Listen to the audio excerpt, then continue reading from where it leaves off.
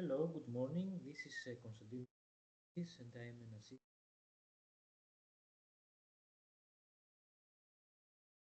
This presentation is part of a project titled Support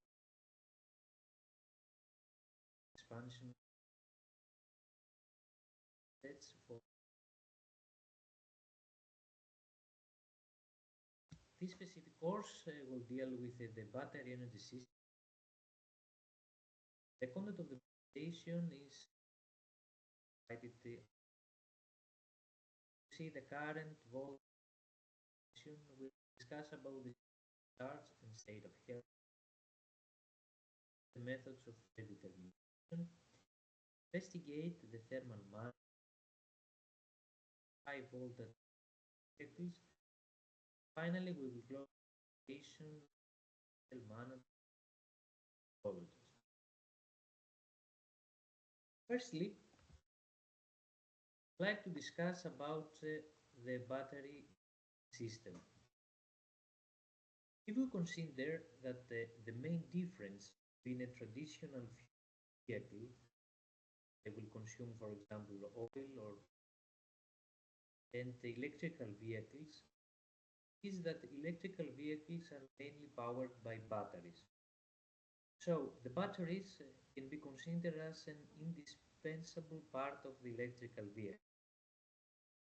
And if we can imagine, the battery can be consisted of many different packs. A battery management system in order to demonstrate properly their operation. The battery management system is designed to maintain the safety and reliability of the batteries, increase the discharge rate, extend the lifetime, and prolong any mix. Battery management system can be considered as a significant connection of the battery pack, the whole vehicle system, and the module. Since the battery management system wanted to optimize the power and the milling for electrical vehicle, every single should consider that every single cell has a limited capacity and voltage. Uh, for this reason, the battery packs are mainly composed by battery cells that are connected in series and in parallel. And for all this reason, we can imagine how important battery management system can be.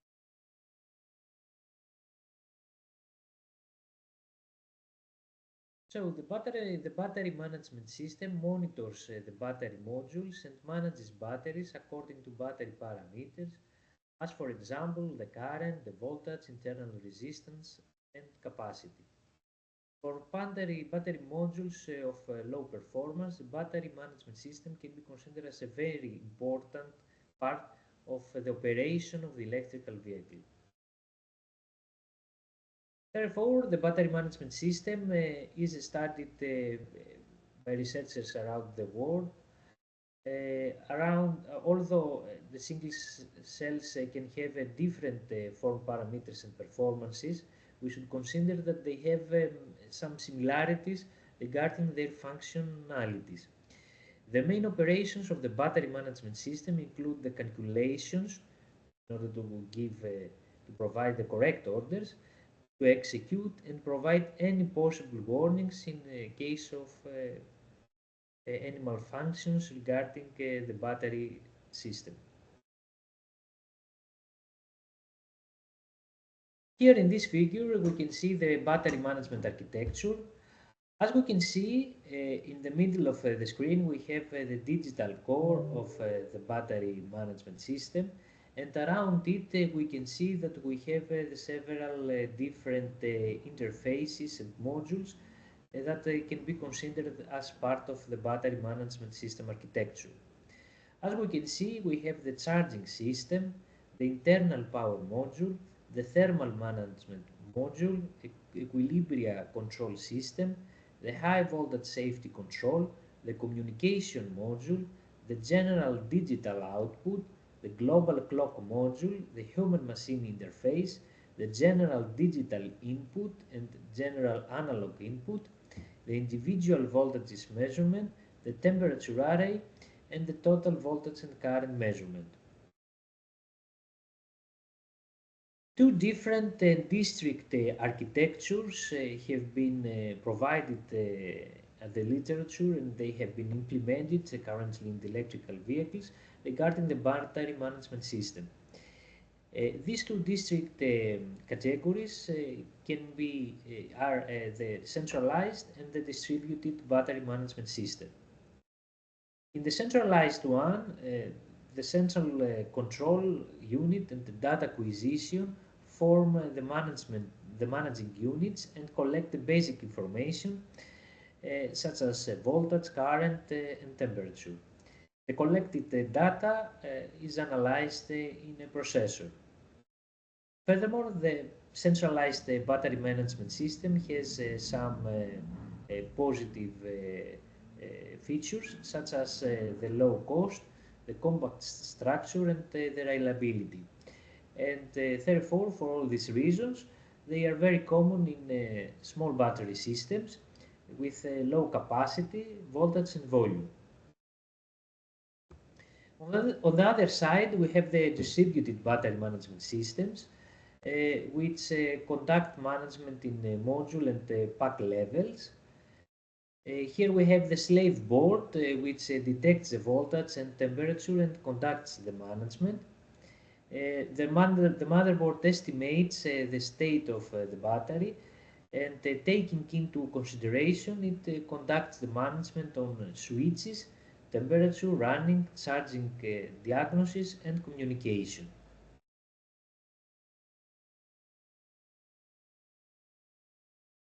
In this figure, we can see a typical architecture regarding a distributed battery management system. The working principle of the battery management system can be the following. The data acquisition units collect the battery states, and this information are processed and analyzed by the several control units. Commands and communications are made according to the analysis results. Here we can see the several communication channels. In this figure, the CAN communication is used. We can see the low and high voltage CAN channels. Starting from the bottom of this figure, we can see here the several battery cells and the controllers regarding each part of the cells. For example, in this figure we have two slave controllers. One is at the right hand and one is at the left hand of the screen. Receiving the measurements and the required data from the batteries, from the battery cells. In the middle, we can see that we have a maintenance switch, which can be switched off in case that we want to make any maintenance in a cell or several cells of the battery. And again, it can be switched on when we want to operate the battery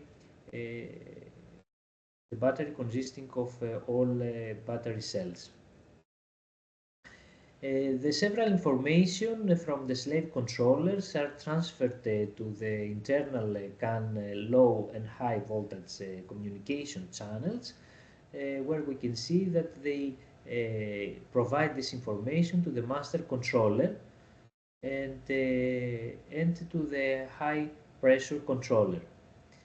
The master controller communicates with the monitor, calibrate and the program refresh interfaces to the machine controller and combination instrument. Furthermore, this communication channel also communicates with the car charger and the vehicle controller. On the other side, regarding the high pressure controller, it receives some signals from regarding the battery current and the battery voltage, which are measured directly by the battery unit, and it receives this battery unit also commands from the master controller. The common functions of this distributed architecture include the sampling uh, of a voltage, current and temperature, the charging port detection, the charging wake up, relays control, stage diagnosis, insulation detection, voltage interlocking, collision detection, CAN communication and data storage. The main controller acquired information from a controller and high voltage controller, analyzes and controls battery states, conducts troubleshooting, and provides solutions in order to have a battery that is operational and uh, can, can prolong its lifetime during the usage of the electrical vehicle.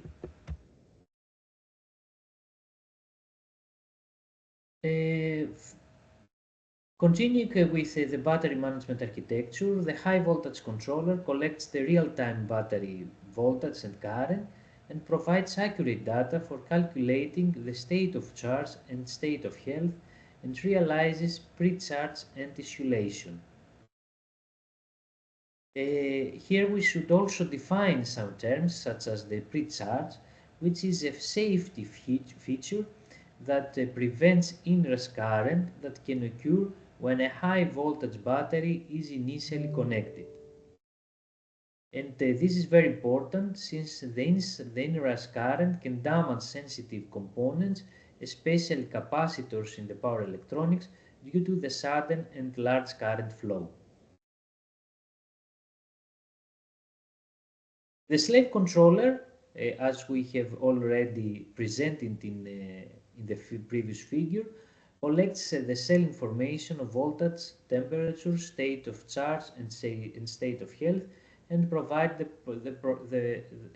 required feedback. The slave controller also conducts passive balancing to minimize inhomogeneity of the cells. The communications between the sampling chip and the main chip are conducting as we already showed in the previous figure, by CAN communication and by daisy chain. The CAN is considered as more stable, but its cost is usually higher, uh, considering the power chips and the required isolation circuits. In principle, the daisy chain on the other side is SPI communication. The cost of the daisy chain is relatively low in comparison with the CAN communication, but its stability performance is usually worse than the CAN communication. Limited by the cost, the manufacturers are considering daisy chain more as a solution for their battery management systems. Communication stability can be enhanced further by implementing more daisy chains.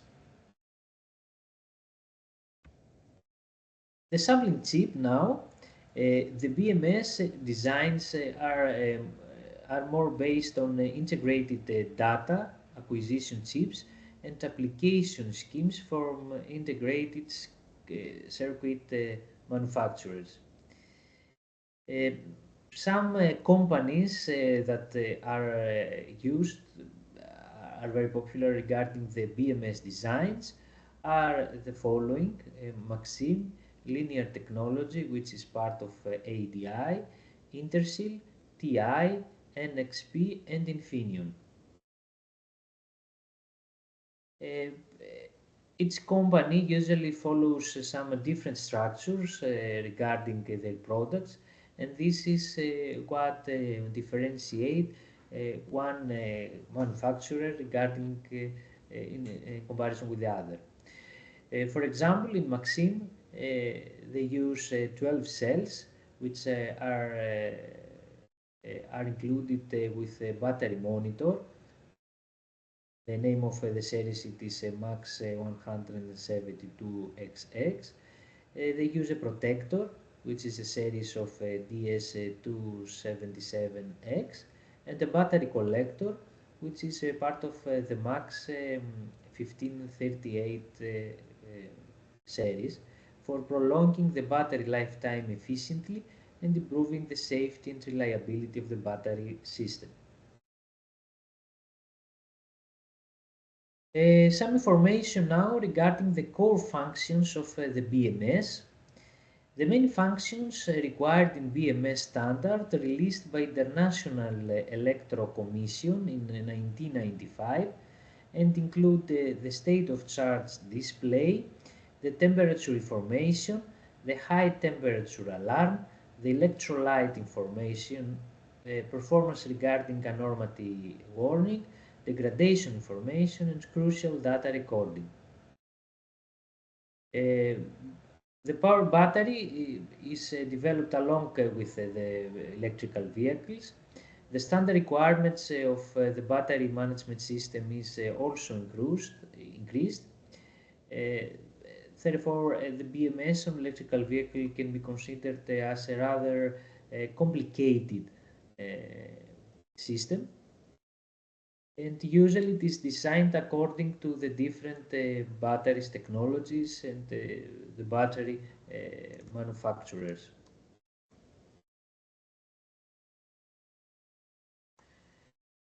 The main functions of the BMS include the data collecting, the state estimation, balancing, the thermal management, discharge, charge management, communication, and alarming.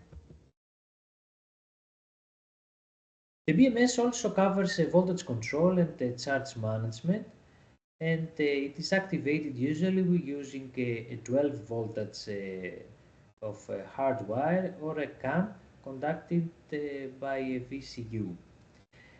After the BMS self-diagnosis is completed, the high voltage command is released from VCU.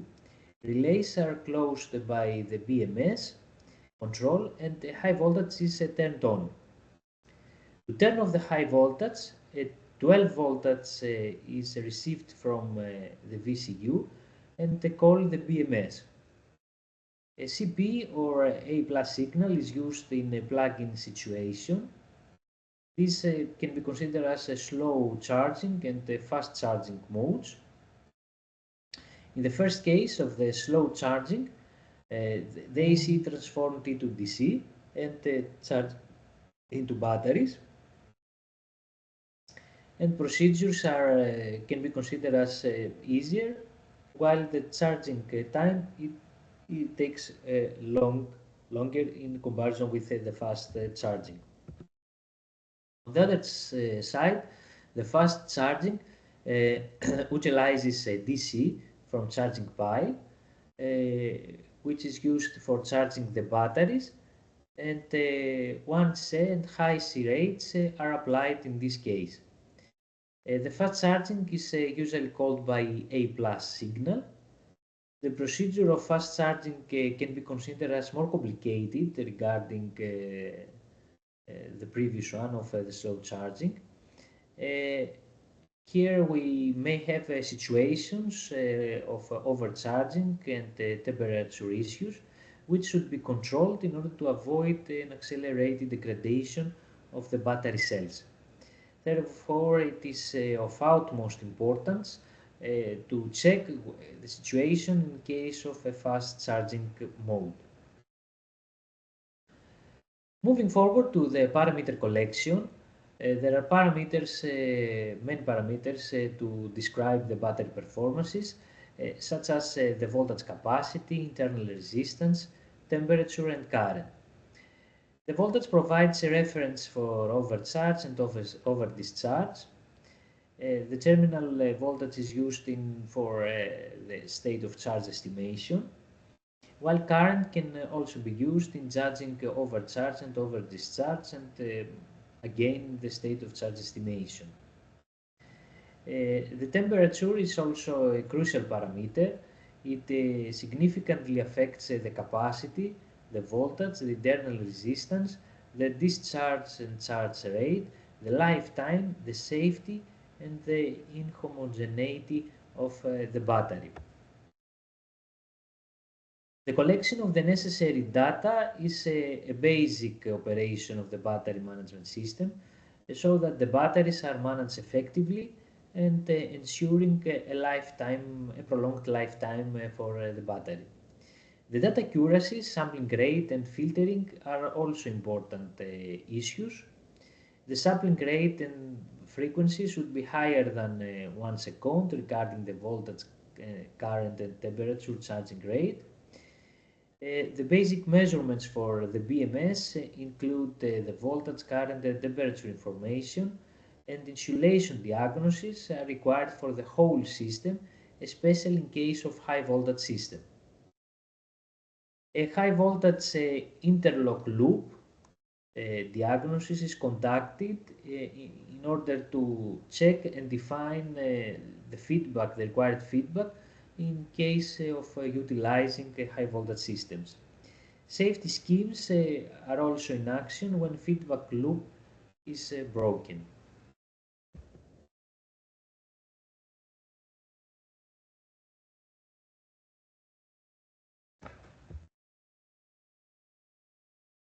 Uh, Now, the the information on battery voltage, current, charging rate, insulating resistance, and switches are usually collected by the main controller.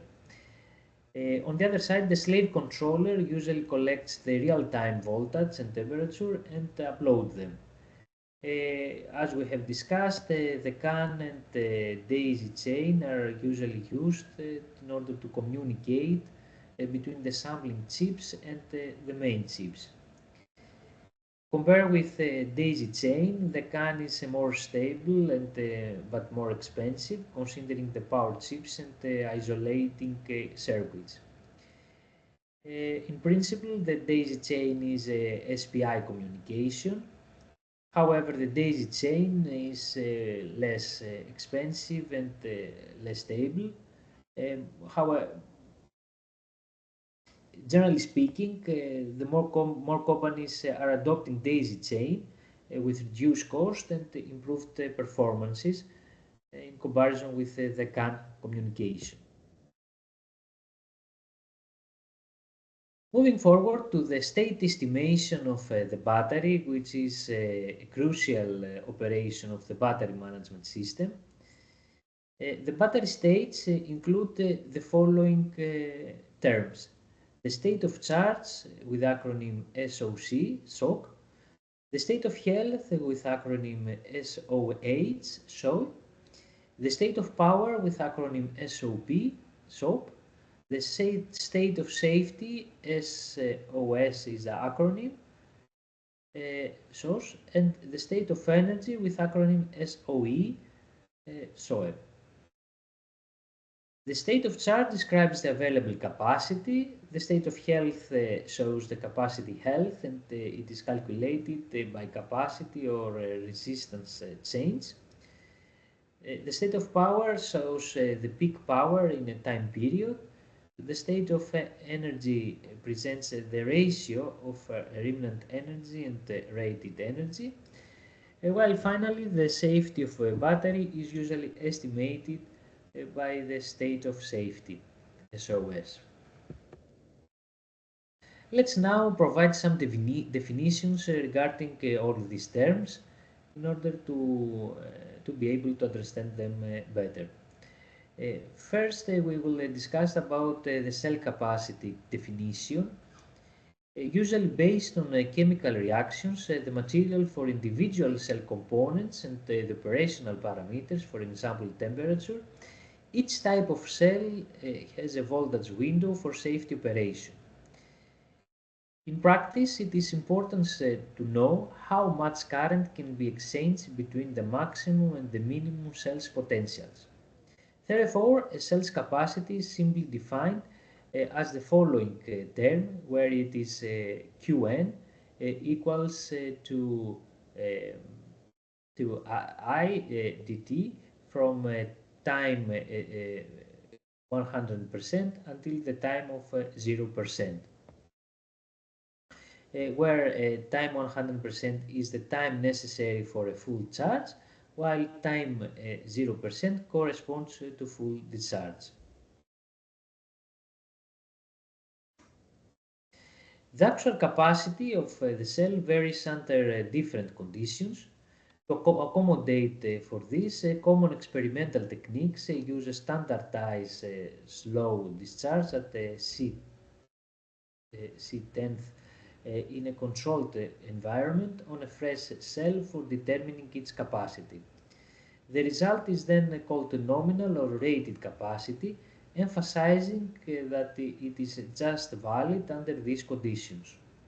Furthermore, cell manufacturers usually supply more information for other discharge conditions in their technical cell descriptions.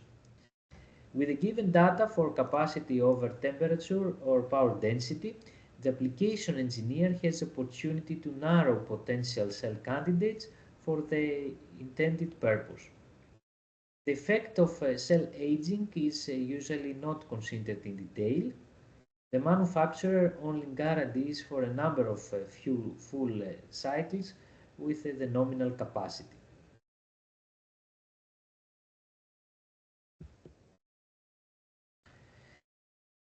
Moving forward to the state of charge definition, the state of charge of a cell is defined as a fraction of the nominal capacity which is available for the discharge processes. When the state of charge receives the value 1 or 100%, it indicates a fully charged battery, while when it receives the value 0 or 0%, it represents a fully discharged rate. In mathematical terms, the definition is the following: state of charge SOC equals to Qt divided by Qn, where Qt is the remaining capacity of the cell and Qn is the capacity of the cell. A cell is defined as a fully charged when the charging current does not change within 2 hours at a constant voltage and temperature. This is defined by the DIN 43539. This is rarely a case in practical applications. Here, the cell might not be fully charged from an electrochemical point of view, but it is seen as fully charged in practice due to safety thresholds or charge time limitations. This shows a precise state of charge based on the amount of chemical reactants, and it is very difficult to obtain. Nevertheless, they introduced standard definitions for cell capacity and the state of charge work well in practice, and efficient methods have been developed to handle the complex variations of batteries. Similar to the nominal capacity, the main focus is on the current flow over time. Here the variations of battery voltage and therefore the variations of available power over the discharge rate are not considered further. For the state of charge estimation, however, these behavioral changes are very useful as described in the following parts. Thereby, in this presentation, we mainly concentrate on explaining the principle of the main and commonly used methods.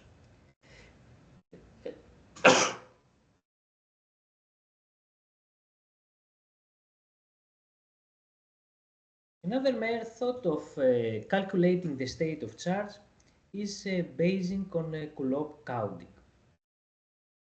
This method can be described as the most simplest one. Its basic principle is integration of current measurements over time to calculate the amount of energy flowing through a cell. The mathematical description is provided in this equation, where we can see that it depends on the Cn, which is the nominal capacity, on the I bat, which is the measured current. I loss is a factor accounting for charge and discharge efficiency. While this method can be considered as generally precise in the short term, the integration leads to difficulties for long-term usage without a laboratory environment.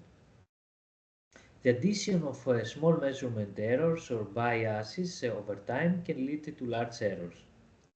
In laboratory tests using full cycles, a controlled environment and high precision current sensors, this error is reasonably small. However, in real applications without full cycles and where we usually have less accurate sensors and more intense sensor noise in real conditions, the drift leads to imprecisions that limit the usefulness of the method significantly. Another issue regarding this calculation method is that we need a precise initial condition. This is the state of charge 0, this equation, and this information might not be accessible at any point of operation of the electrical vehicle. Therefore, here we can see that we have some certain limitations regarding this method of calculation. Another method is based on open circuit voltage, OCV. This is again a relatively simple method and can be considered as rather reliable. We will also see a figure later on. This method can get a reasonable estimation of the state of charge without initial conditions or the need of long-term measurements just by letting the battery rest. Performing a piecewise linear interpolation, the mathematical expression of open circuit voltage as a function of the state of charge can be presented here in this equation as voltage OC equals to A multiplied by state of charge in the time plus B. Here we have the two coefficients, the coefficient A and the coefficient B, which should be obtained in the form of lookup tables at a different state of charge and temperature levels. Here in this figure we see the battery state of charge estimation based on OCV and it is an illustration of the previously presented equation. The difficulty of this method is that it cannot be used for high or dynamic currents, since it can only be used when the battery is in or close to a resting condition. Therefore, the open cycle voltage method itself is limited to applications with long breaks or small and constant currents. Due to their monotonic relationship between OCV, the open circuit voltage, and the state of charge, the open circuit voltage method is applicable mainly for Li-ion batteries. However, it works less well with batteries that have constant regions of OCV, like Li-FePO4 or Li-S chemistries. Unlike the state of charge definition, which is agreed by almost all researchers in this area, the battery state of health has been defined in different ways in the literature. The state of health is mainly an indicator showing the remaining life of the battery. However, the problem here is that there is not a single definition of battery end of life that is widely accepted. In order to clarify this, some common expressions in the literature are explained below. Therefore, here we have that a an association between the state of health and the calendar life and cycling life, and we will see later on which are the differences between these two terms. Usually we have the calendar aging to exist when the battery is in idling state, while the cycling aging originates from batteries like cycling activity. Uh, uh, as we can see from the name, the calendar life, it is the age of the battery, and it can be expressed, it can be presented in terms of months or years. We can agree that, like other devices, the life of battery is affected by different scenarios of usage. Of course, the life of battery may end before the calendar's prediction. We all may have faced some similar experiences regarding batteries. Therefore, another definition of battery life has been proposed, called cycling life. The cycling life, in this definition, the battery is calculated from a number of cycles that the battery can sustain in given conditions. Such a definition can be used in practice when the load conditions are consistent and reproducible. However, an accurate cycling accounting can be difficult or even impossible in some applications like automotive, where the battery is not cycled on a regular basis due to the variable driving condition. On the other hand, the rate of charge and discharge can significantly affect the number of usable cycles. In addition, all similar cells do not necessarily show the same behavior, and the number of usable cycles may change from cell to cell. And this is a serious issue regarding this method of calculating the life of a battery.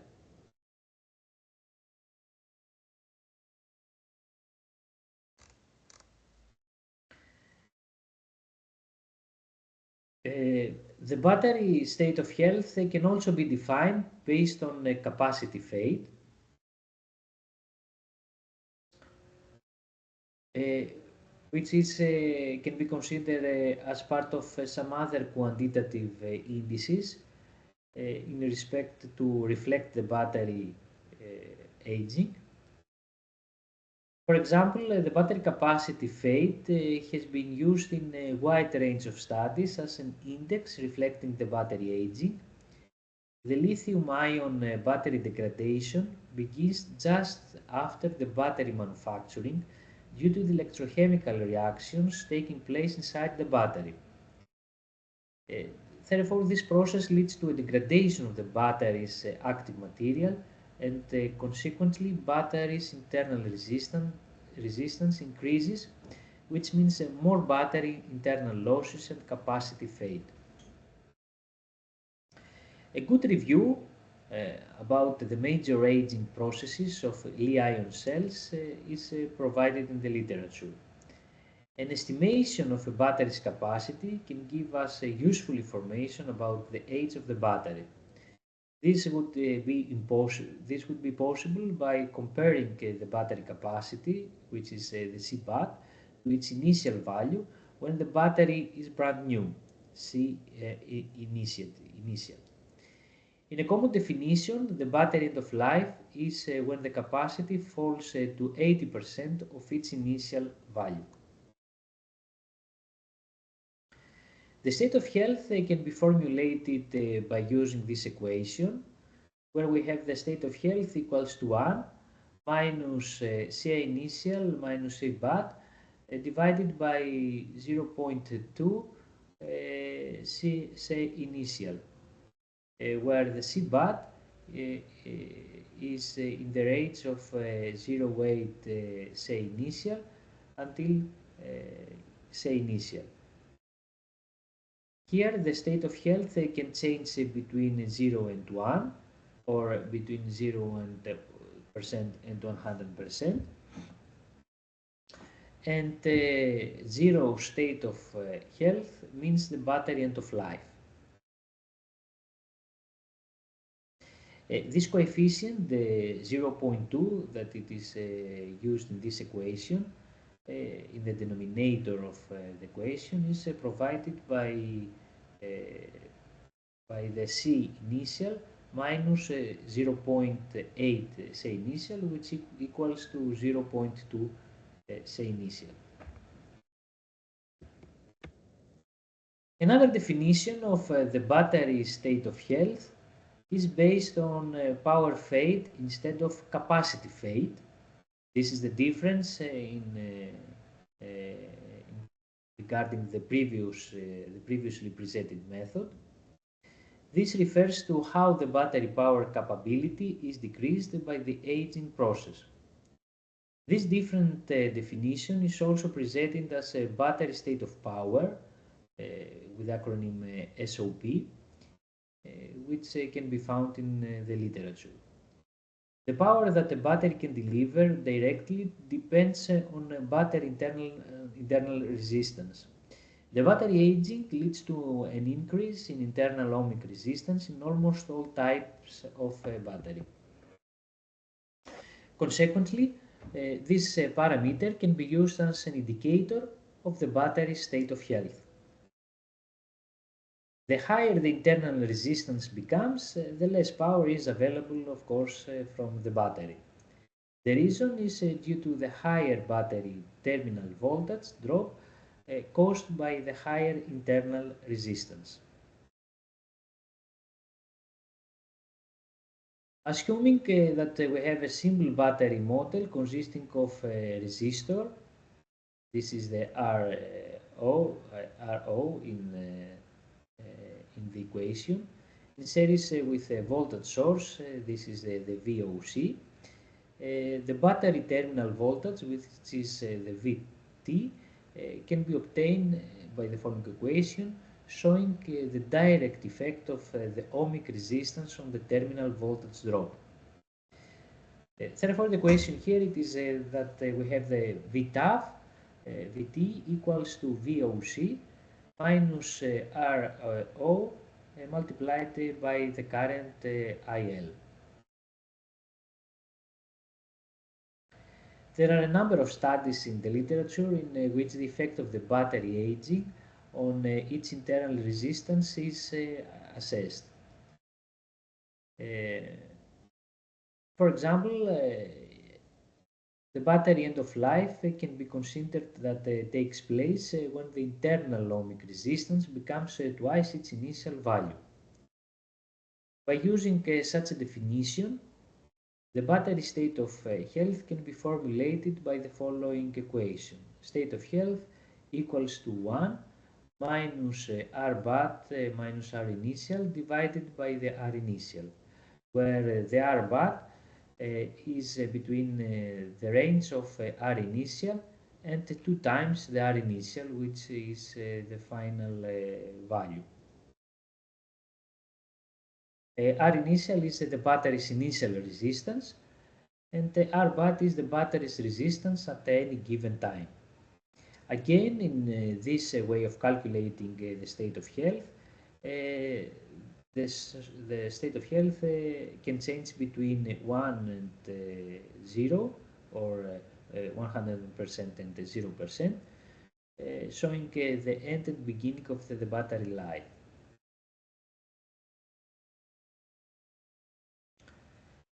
In another study, the battery end of life is defined when the maximum power is dropped to 70% of its initial value. Again, this formulation can be rewritten in terms of resistance ratio as the following equation: Rb max divided by P initial equals to R initial divided by R bat, where the P initial and the R initial are battery's initial maximum power and initial ohmic resistance, whereas PB max and P bat are the battery's maximum power and ohmic resistance after a number of cycles. In this figure, we can see that in the horizontal axis we have the cycles, while on the vertical axis we have the resistance in milliohms.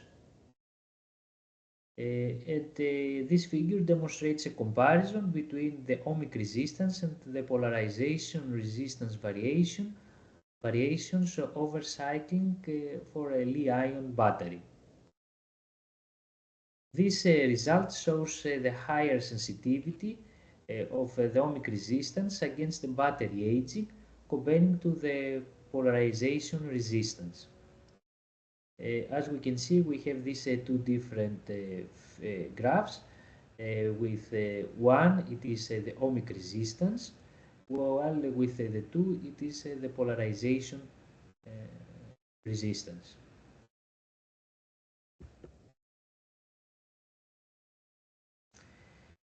Moving forward to more advanced and more sophisticated methodologies, we can have some model-based approaches regarding the battery state of charge and the battery state of health estimation. In these methods, the cell model is constructed and the cell model is used in support of the data resulting from measurements to improve the estimation accuracy. In this approach, a mathematical cell model runs in parallel with the real system, predicting the terminal voltage output of the battery for a current input. The error between the prediction and the real measurements is then used to correct the model. The behavioral changes of the cell over the whole discharge range, including the open circuit voltage, internal resistances, and transient behavior, are used to estimate the state of charge. The techniques are the following: the Kalman filter-based estimation techniques, sliding mode observer, online battery parameter identification, state of health estimation using mechanical fatigue theory, and other approaches. The first case, we have the Kalman filter-based estimation techniques. In this method, the battery parameters change over the state of charge range, which allows the adjustment of the estimated state of health, state of charge based on differences between models' predictions and real measurements. As a rule of thumb, we can say that the more pronounced the parameter variations over the state of charge are, the more probable the precise estimation can be. So the principle of this model-based estimation technique is illustrated in the figure 4, where we can see the schematic of a model-based battery state of charge estimation technique. This example shows that the voltage prediction of the observer is constantly above the measurements. To minimize this error, the model's parameters and states, including the state of charge, are adjusted to fit the prediction to the measurements. And we can see here in the graph that we have two different colors. In the upper figure we can see the voltage over time, and in the lower figure we can see the state of charge over time. With the blue color, it is the predicted voltage in the upper figure and the predicted state of charge in the lower figure. While with the green color, we can see the measurements, the measured voltage and the measured state of charge.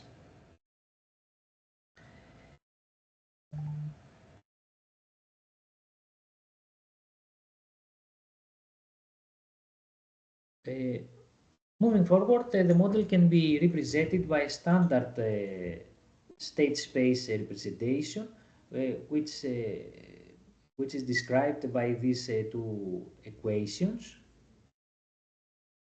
The question here it is how to employ the estimation error mathematically for each time step in order to get the optimal state estimation results. As it is mentioned before, the batteries are complex systems, and a battery model always contains some level of abstraction and simplification. Methods that have been found to be robust against these imperfections are recursive filters that assign a stochastic variable to the observations psi and stage x respectively. The principles of these filters are based on the assumption that both the measurements and the observer predictions are not perfect. While the measurement is influenced by random sensor noise, the imperfections of the observer are usually assigned to simplifications of the mathematical model.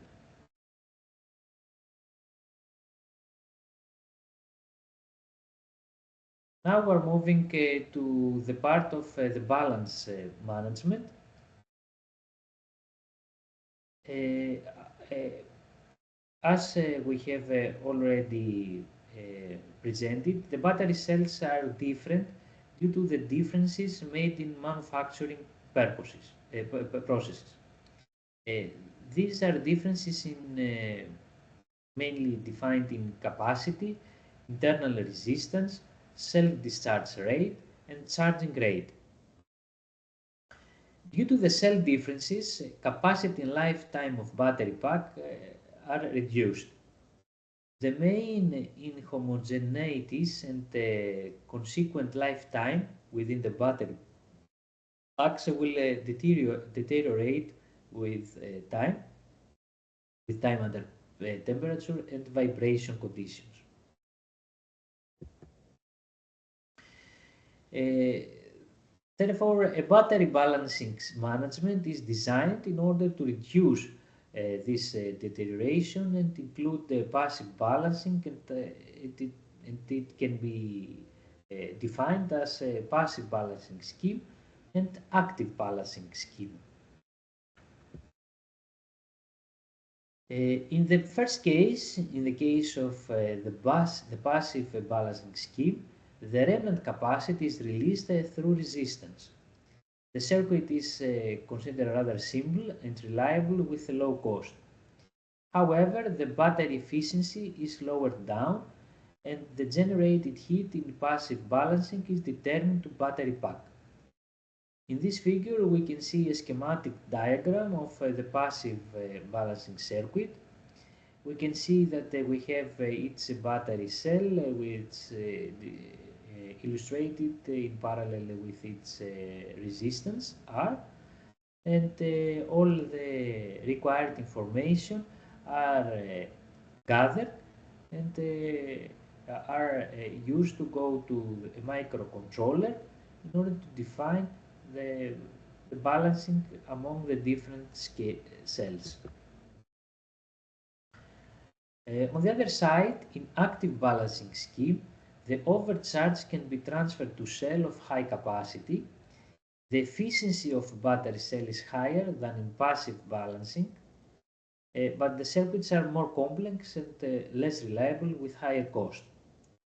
In this figure, we can see a schematic diagram of the active balancing circuit.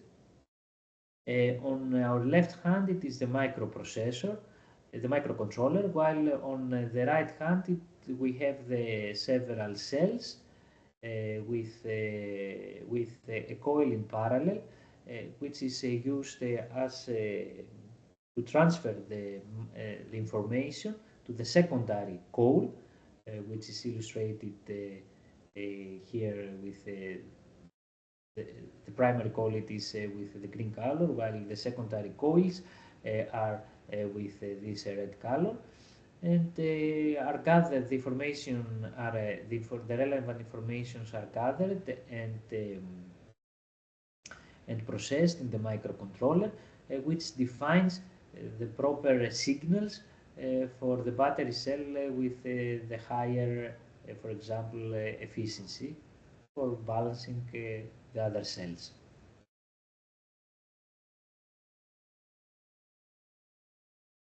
Moving forward, another part is the thermal management. The thermal management is one of the most important components of the battery management systems. The thermal management maintains the battery temperature in a suitable temperature range by closed loop of heat, conducting media, measuring and controlling units, and temperature controlling devices.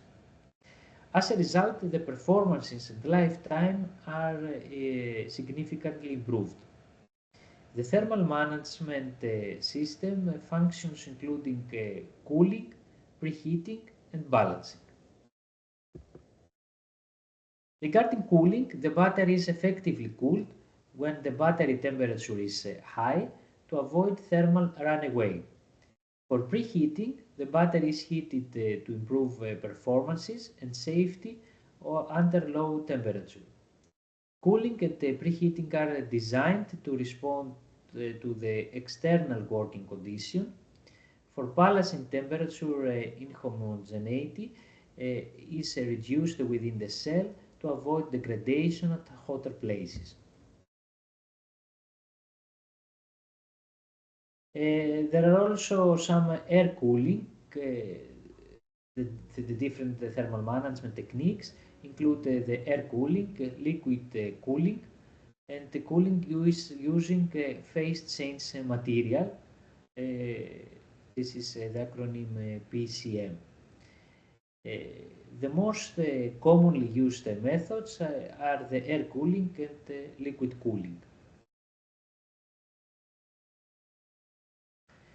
In air cooling, which is the first case, there is used as a heat conducting media. The structure can be considered as rather simple and light.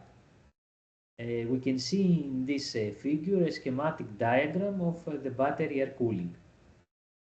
The ventilation efficiency is high even with a hazardous gas with low cost and no leaking danger.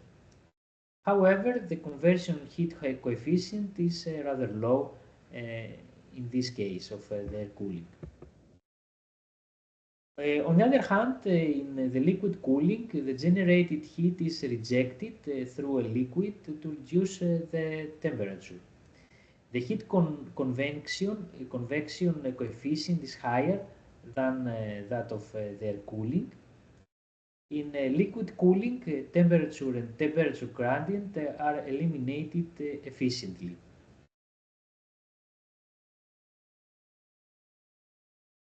However, the liquid cooling system is rather heavy and its design is more complex in comparison to the simple one of the air cooling.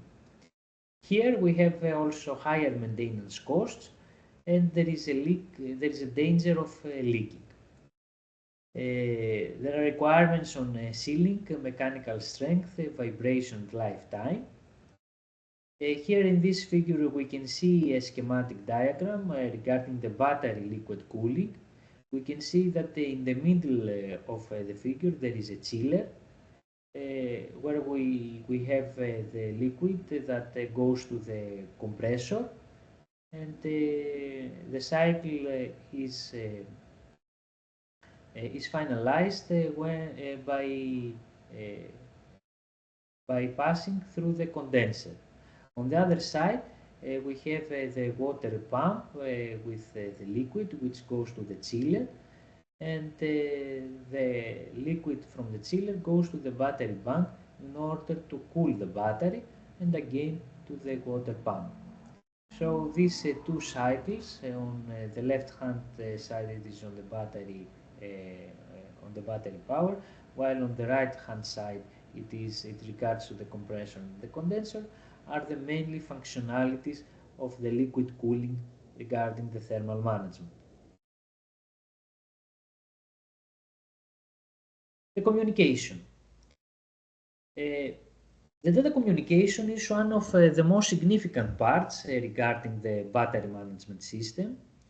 Apart from the real-time communication between the motherboard and the slave board, there are also some other communication inputs to the battery management system from the vehicle controller, charging controller, DC-DC dashboard, gateway, and motor, etc. Until now, the CAN technology is adopted mainly for external communication, and the CAN and daisy chain are adopted for internal communication as we have already described. Some uh, more specific information regarding the specific technologies used in the electrical vehicles. The CAN communication is robust, but its cost is high, while the daisy chain is not suitable for long-range communication and is applied more in hybrid electrical vehicles. The CAN communication is applied more on bus. Wireless communication or power line carrier can be made on intelligent battery modules. Both ways reduce BMS space and reduce the complexity of internal circuits. However, the reliability and the anti-interference ability are worse than the CAN communication. Until now, the CAN is adopted commonly. Therefore, a power system is connected to external communication system, vehicle and charger through the CAN channel. The CAN is a series communication way that supports distributed control or real-time control. The communication media can be twisted, pair, coaxial cable or optical fiber. The CAN conducts long-range reliability communication under magnetic field with low cost. The CAN was invented by Bosch back in the 1980s, this decade, and it is a communication protocol designed to exchange data between controllers and actuators. In network of CAN, any node can send message to other nodes. Network nodes are prioritized according to the urgency of real-time requests. The battery diagnosis, as we can imagine, the battery malfunction includes sensor malfunction, errors of actuator, for example, switching of a fan, the pump and the heater, network error, and other errors in hardware and software.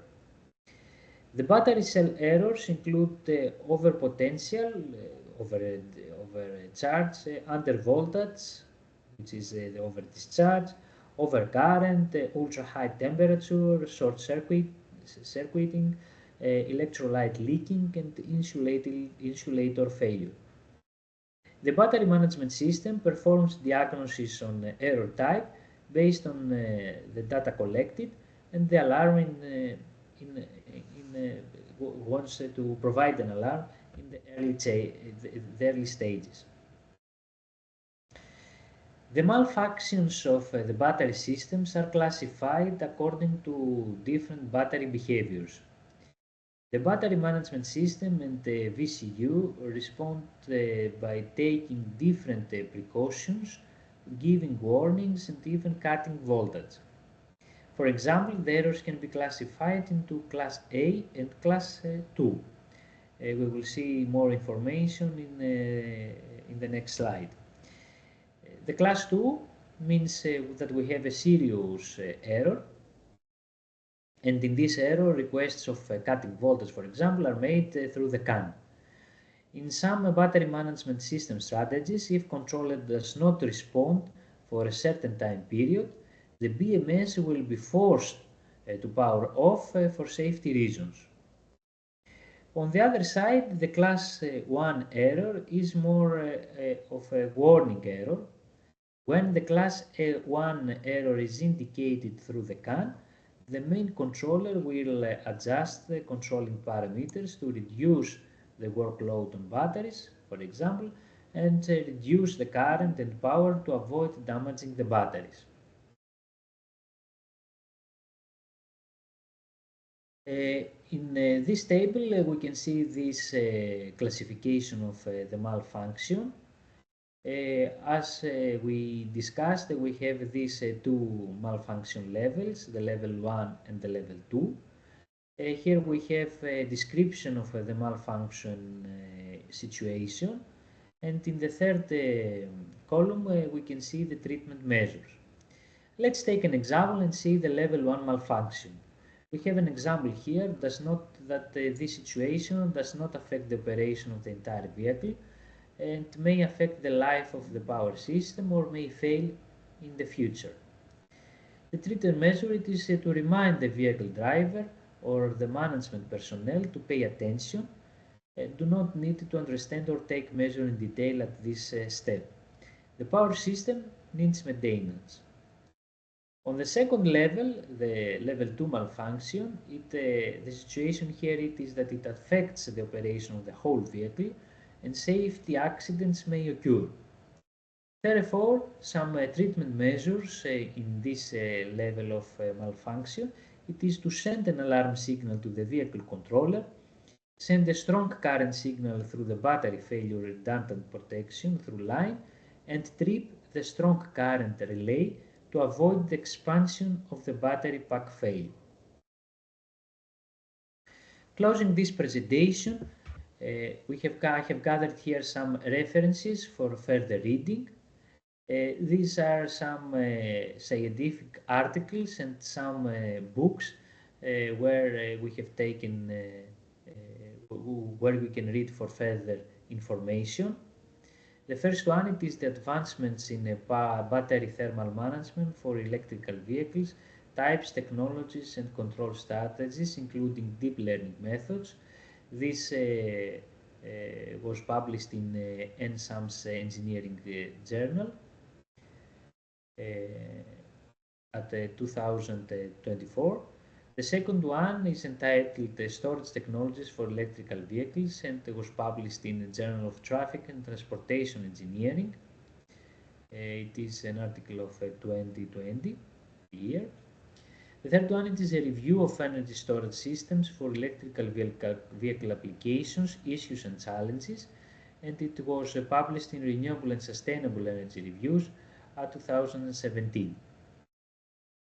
Another one it is the Energy and Battery Management Systems for Electrical Vehicles, a comprehensive review and recommendations, and it was published in Energy Exploration and Exploitation 2023.